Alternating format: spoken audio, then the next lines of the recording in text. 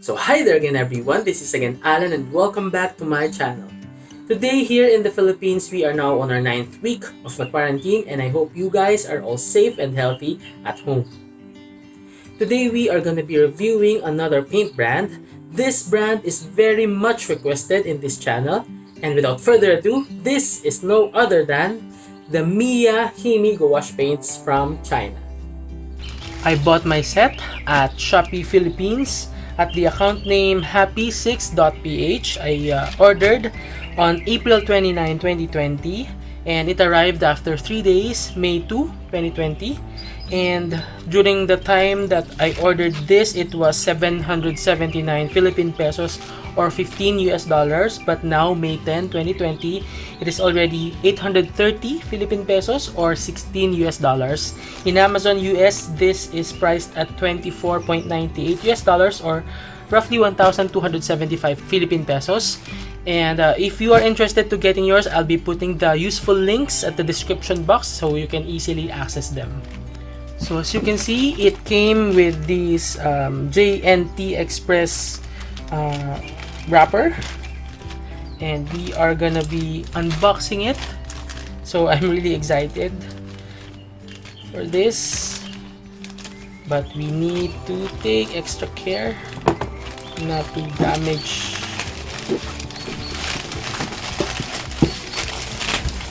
So here is our set, still wrapped in bubble wrap.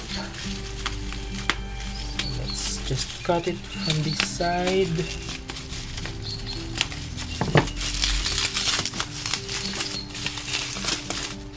So it has another plastic cover inside with this LF1079 code.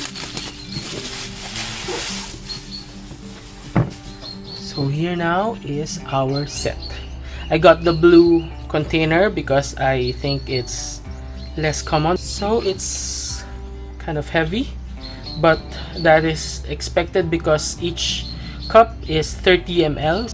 So you can find in front Himi Gouache 18 color 30 ml. So at the back are the slots for the cups, nothing else, no any information. So here is the cover. You will find this palette here and it's not that flat, but we can flatten it.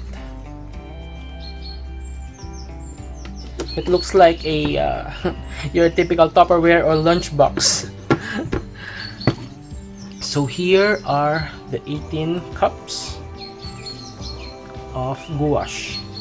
So now let's check out one of the cups.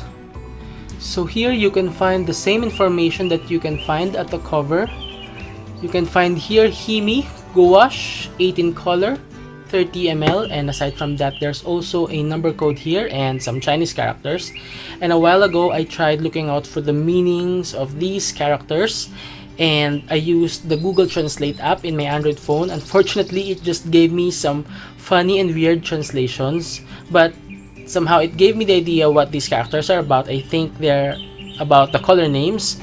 So for a more reliable source, I just googled again and I found this chart. I'm flashing it now at one of the stores at Amazon US, which also sells this specific set. And aside from the color names, they're also providing the pigment codes, but I'm not putting the pigment codes in my swatch sheet because these are not official yet. I cannot find these codes at the Miya Arts website, and I also tried contacting them asking Miya Arts if these pigment codes are reliable and correct, but unfortunately they have not replied yet. But if ever they reply and confirm that this information are correct, I think I can update you guys and put on a pinned comment at the comment box that this information are correct.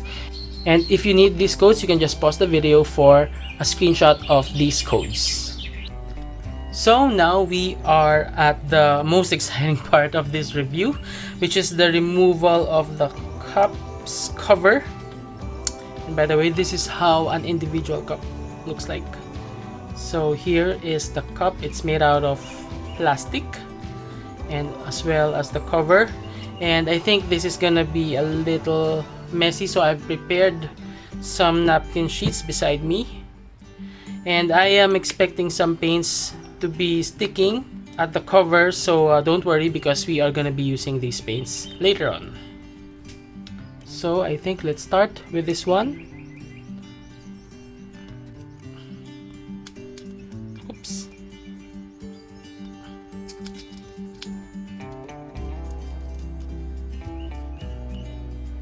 So here's one, but I'm not bringing it back to the slot because I would like to rearrange the color, so I'm just putting it here. And let's wipe the paint.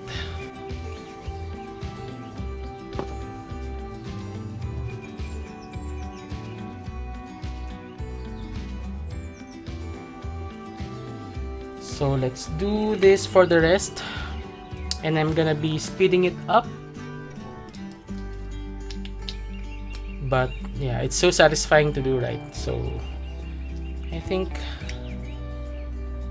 we can do another one.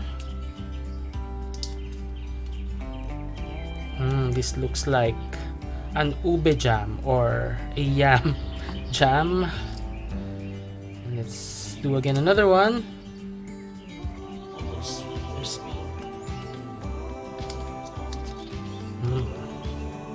This is ultramarine,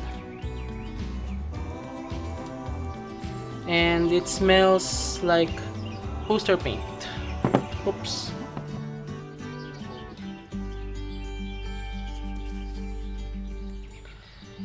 I think this is so satisfying to watch and do, so I'm still in actual speed. So this is Prussian blue. So if you want to get the paints from the cover, you can use a palette knife or a spatula and bring it to the cup like this.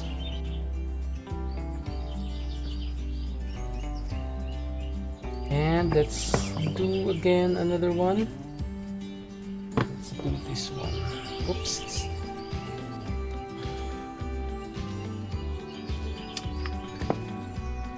So as you can see, there's an extended part of the cover here, and you can easily tear that part as compared to the other parts, so please take note of that.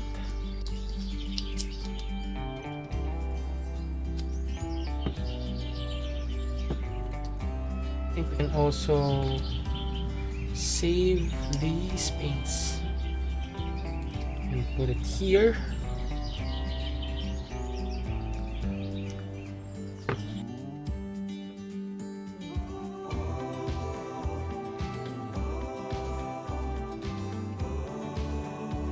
And for our last color,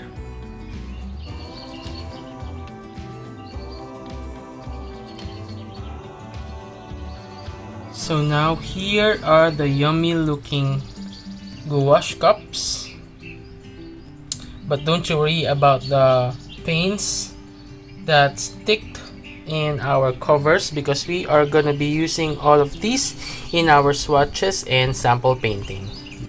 And as you can see, some of the colors are not leveled, so if you want to level them down, you can just tap them until they become more level, like this. So now that I have already fixed the level of the paints in the cups, I can now bring them back to the palette, but now with the arrangement of colors that I want. So let's do this. I have placed these two whites in the upper part to avoid them from being contaminated by the other colors.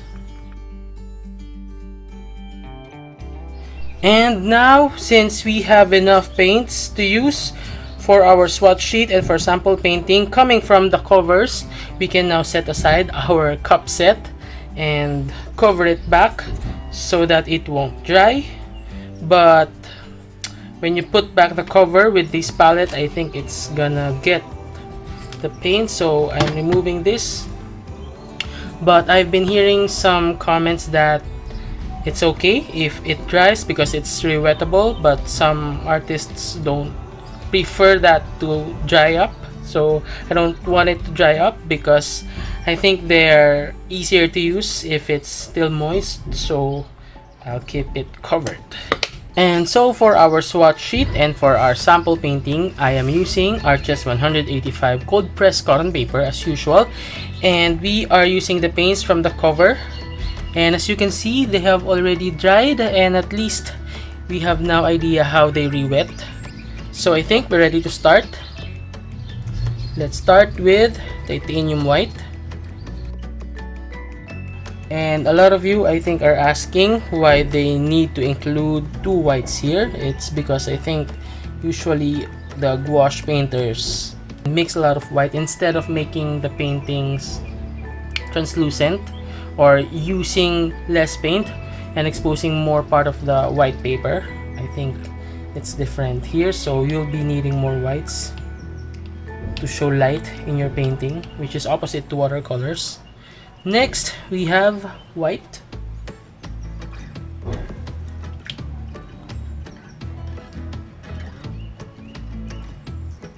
So to see how opaque these paints are, I am painting the upper part of the swatch in full strength. And I put more water towards the lower half. So I think white is more opaque here. Next we have lemon yellow. And this is a very vibrant lemon yellow, and it's not very opaque.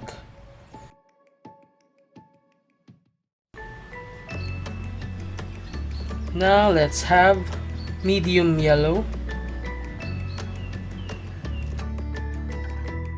Just like lemon yellow, it's not super opaque. It's, I think, semi-opaque. Next we have ponzo. And this is opaque. This looks like a vermilion color.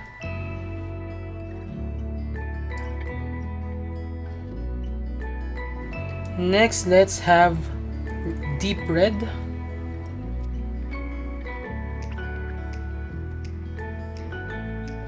Now let's go to rose. So far the colors are very vibrant, but surprisingly they're not that opaque. Next we have violet.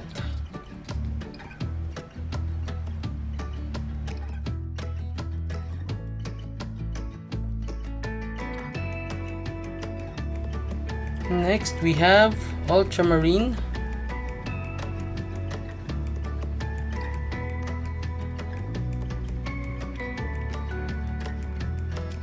Now let's have Prussian blue.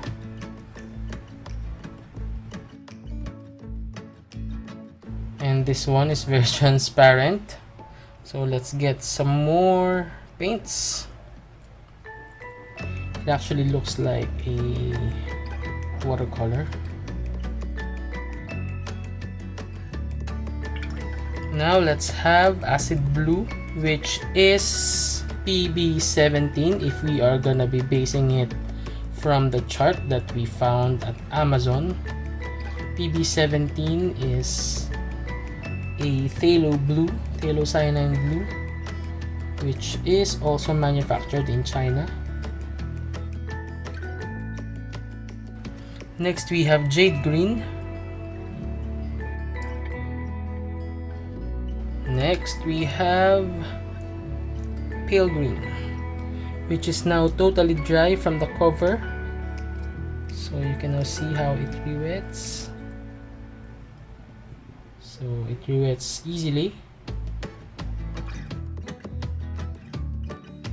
I'm not a fan of greens that are minty. Now we have grass green. This looks like a sap green because sap means juice from leaves, so somehow they're related with grass.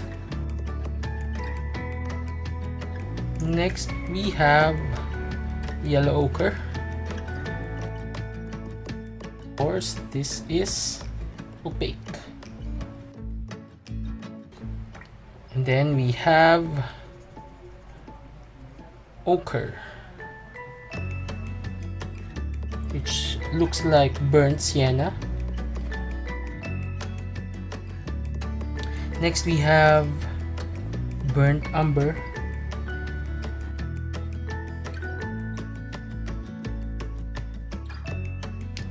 And lastly, we have black.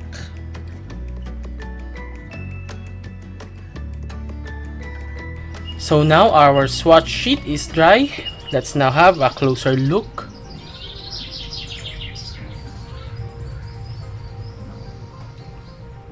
I am happy with the color selection, and I think the colors are very vibrant. They're very intense, and I think they're very pigmented too, but I just wish they won't fade over time because they're too bright. And you know what I mean?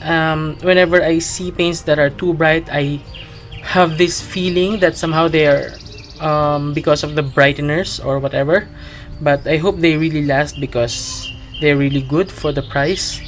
I can also see that some of the colors have this granulation, like the burnt umber, the Prussian blue, even the ultramarine.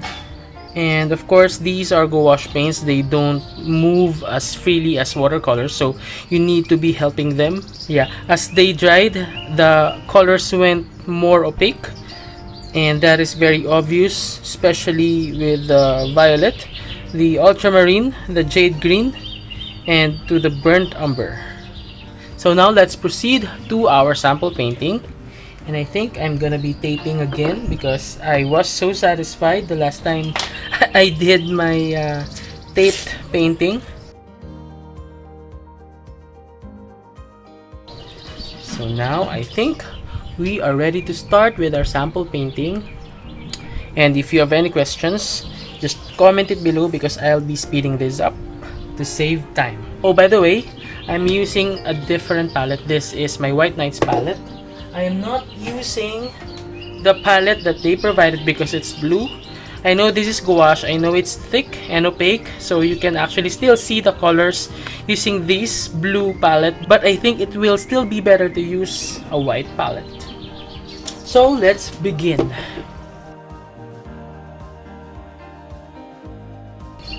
I think it dries quickly, so if you are the type of painter who panics with that situation, I think you should be aware of these characteristic of these paints.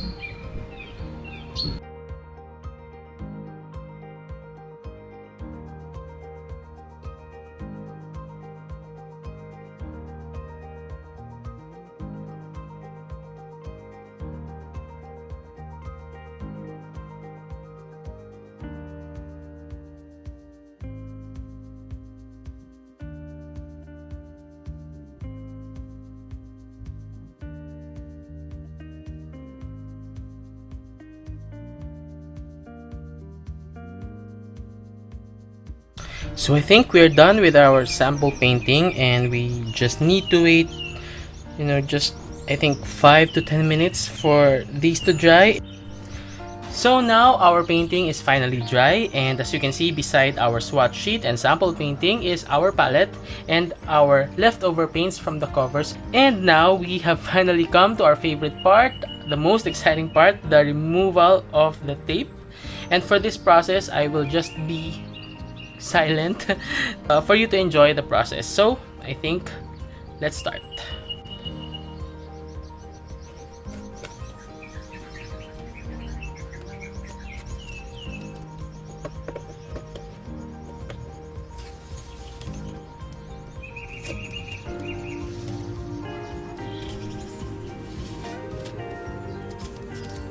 Oh yeah. So how was that? It's not perfect. There's a small leak here, but it's okay. So here is a closer look. So now let's take a look at their color choices. First, they've included two whites, which is I think very understandable because whites are very in demand in gouache paintings. Second, they've included a cool and a warm version of the primary color. And also they've included three greens, one cool, one warm, and I don't think pale green is necessary, but it's okay. They've also have included three earth tones, which is okay, standard for 18 color set, but it would have been better if they've included an English red instead of pale green. And they also have one black. And as you can see, they're very intense, and some are granulating like the ultramarine and violet and Prussian blue and burnt umber. Actually, I'm not really sure if these are granulation or like a very comparable texture or grainy or sandy texture. Same with the Sakura Koi Pocket Filled Sketchbox or the Faber-Castell Solid. But this is actually better looking because they're not scattered. I think they're more fine as compared to those two other brands. And when it comes to the sample painting or our experience using this Miya Himi Gouache, I think I really have no problem at all. I think they're first very vibrant, they're easy to mix, they're easy to use. I think despite the fact that I mixed multiple colors in some of my mixes, I think it did not look muddy at all. It's not chalky as well. And I'm really happy for that. And the colors remained really vibrant after drying. So that's one thing also I am very happy about. I know some artists can be very OC and particular when it comes to the cleanliness of their palettes and the purity of their colors, especially in the case of Himi Miya Gouache, wherein the colors are very much exposed. So for that, I have two tips. First is to use a palette knife.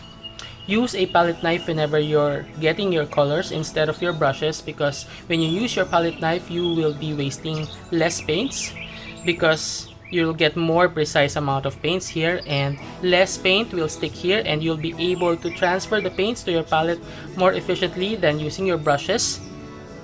And after getting your paints from a certain color, make sure to wipe your palette knife first very well before getting another color to avoid the other color getting the first color.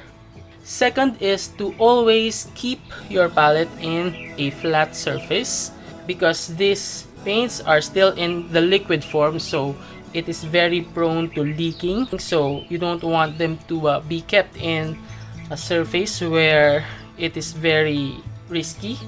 And I also don't advise to use this in your plein air painting or outdoor paintings, because this is first quite heavy, second they're really very much exposed to dust and smoke or anything when you are in your plein air painting. But if you really want to use your Himi Miya Gouache paints in your outdoor paintings, you can still do so by just using your palette. You can just scoop small amount of paints or colors and put them in your palettes like this, or in your half pans, and you can bring a smaller set of paints instead of bringing this, big palette with you and risking it from, leaking and flowing out. I know in the past we have reviewed more watercolor paints than gouache paints. Actually, we have just reviewed one. So I don't think it's very fair to compare this with scores with the watercolor paints, but of course for tradition we are gonna be comparing them side by side visually, so no serious scoring this time. Let's begin with Dong A Creative. I think visually you will choose Miya. Same with Mary's watercolors. with Pentel, Maris watercolors in pans, Viarco, Faber-Castell in tubes, even with Pebeo Studio watercolors, even with Reeves watercolors, much more to Faber-Castell solid watercolors, and Sakura Koi pocket-filled sketchbox, and also of course obviously to Best Buy watercolors and Simbalayon watercolors. I think the most comparable set is the Kuretake Gansai Tambi, which is like a gouache also, but they're more transparent, so it's somewhere in between watercolor and gouache, I think. And also let's compare it side by side with Winsor Newton, Paul Rubens watercolors, Prang watercolors, Prang watercolors old version, A Gallo, Honey watercolors, Holbein Artists watercolors, Maris Masters watercolors, I forgot to correct this part, Mijello Mission Gold Class, White Knights, Van Gogh, Kokuyo Camelin Camel watercolors, Sonnet watercolors, Lucas Aquarelle 1862, Winsor & Newton Catman, also with Superior watercolors, Winsor & Newton Professional, Rembrandt Luxury Pocket Box, and Daniel Smith Essential Set. And of course, the comparison portion will not be complete and enough without comparing our Miya Himi Gouache with the only gouache paint set that we have reviewed and tested before, and that's no other than the Carandiache Gouache Studio in tubes. Although I have only tried and tested 5 colors from Carandiache Gouache Studio, I can still gauge the greatness and the quality of these paints, and I think that's enough for me to compare it with the Miya Himi Gouache when it comes to performance, and I can say that they are really very comparable, and I enjoyed using both of them. But if I need to point out, minor differences, it would be, I think, that Carandiache are more opaque generally, considering these 5 colors, and Miya Himi Gouache are brighter, are more intense. But if I had to choose between these two, I think my deciding factor would be the price. Miya Himi Gouache is less than 1,000 Philippine pesos for 18 colors, 30 ml each, while Carandiache is more than 1,000 pesos for 5 tubes, 10 ml each. So I think you are getting more from Miya Himi Gouache as compared to the Carandiache. So now, if you are gonna ask me, would I recommend the Miya Himi Gouache paints? My answer is a definite yes. If you are a gouache painter or if you use poster paints, I think this is a good alternative. If you are thinking of using Miya Himi Gouache as an alternative to watercolors, I don't think these are fit for that purpose, because generally they are very thick and opaque, so it might be difficult for you to achieve the translucence that is aimed when you are painting in watercolors. And also, they don't move that well as compared to the watercolors, of course. Here you need to manage the flow of the paints, because the technique here is to use it thickly generally. Although I have some parts here where I used more water and depended on their transparency, but that's not always the case. I think they're really great as gouache paints, and they're very affordable, they're very vibrant. But if you are very OC or particular about the light fastness, I don't think you can be confident with this yet, because we have not tried or tested yet its light fastness. So if you are painting or using this for sketchbooks, or if you regularly scan your work, this will be very fine. So I think we're good. If you have any questions, just comment it below. If you have requests, just keep them coming. And I'm listening to your opinions and suggestions, and if ever you have questions, just comment it below and I'll be responding as soon as I can. Again, be healthy, stay home, and thank you for watching. See you again next week.